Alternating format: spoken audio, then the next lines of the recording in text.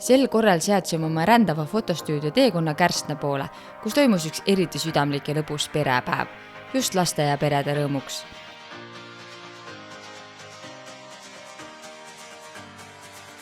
Meil oli rõõm olla osa sellest toredast ettevõtmisest tänu MTÜ kohaliku elu edendamisele, kes meid lahkelt külla kutsus. Aitäh teile!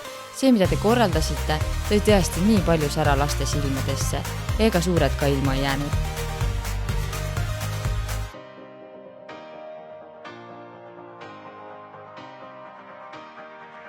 Ilm tegi meile küll väikse vingerbussi. Tuul oli selline, et meie telk tahtis vahepeal oma elu elama hakata. Aga ärge muretsege, jäime kenasti maa peale ja saime rõõmuga kõiki pildistada. Õnneks oli vähemalt soe, nii et huumor säilis ja telk ka. Rahvast vooris läbi terve päeva.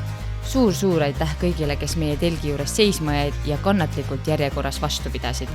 Teil oli kannatlikkust rohkem kui mõnel valal traktori käivitusel. Päev oli täis elevust. Lapsed said hüpata batuutidel, teha näomaalinguid, paitada loomi ja nautida jäätist, suhkruvatti ja kõike muud paremat. Ja muidugi need masinad. Kohale veeres igas suuruses ja värvis sõidukeid, traktoreid, tuletõrjeautosid, mootorrattaid. Nii mõnigi suu jäi lihtsalt lahti ja kael kangeks, sest kõike oli vaja korraga näha. Meie pildistasime rõõmsaid peresid ja lapsi terve päev. Prindimeened läksid kohe pihku. Ja nende nägude nägemine, kui nad oma pildi said, oli kogu tuule ja telgi seiklusi väärt.